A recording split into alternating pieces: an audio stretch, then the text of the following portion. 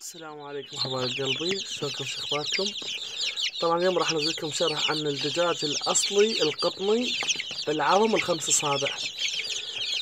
طبعا من فتره رحت للسوق، نزلت لقيت ولد يشرح لهم يحاكي، يعني يريد يبيع بكل صوره عظم. هو مو عظم. هسه عندنا هذا عظم، هذا عمره يوم، هذا العظم ماله يصير بكبر الدعبله، وراح اراويكم المو عظم. هو يقول لهم مني كبار وما اعرف ايش يصير عظم. شوفوا هو العظم هذا مبين منه، وينكذب كبر الدعبله، واللي اصلي يصير جسمه ازرق، رجلي يشوفون ازرق، 5 اصابع، خلي قلبه 5 اصابع. هذا اللي فوق 3 ومن 2 5. وعندنا الفرق، هسه احنا عندنا هذا شفناه قلنا عظم، وراح اجيب لكم المو عظم. هذا المو عظم، هذا هم بعظم بس صغير. خلي اجيب لكم الما بعظم. وينه هذا ما بعظم، وهذا اللي بعظم. خلي اشيل اثنين بداية عمود تشوفون الفرق، يعني فرق كلش كبير.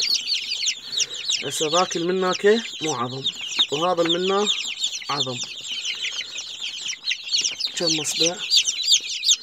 هم 5. وكل ما يكبر كل ما العظم ماله يبين اكبر. هذا العظم باعوا له، نطالع بيه الريش.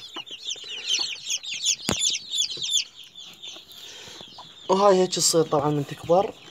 هاي كاركه، وانا اوكلها كل شي، يعني لانه مو عم تبيض وتكبر الدجاجة.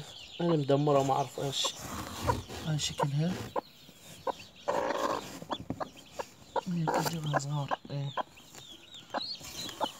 هذا يصير قطمة، ضعوله جسم ازرق وتراج زرق. بديك تصير بعد بي اكبر. هاي تراج زرق، ومن ناس رطوبة، هي ساعتها ريش مكسر. ولا تنسون لايك والاشتراك بالقناة.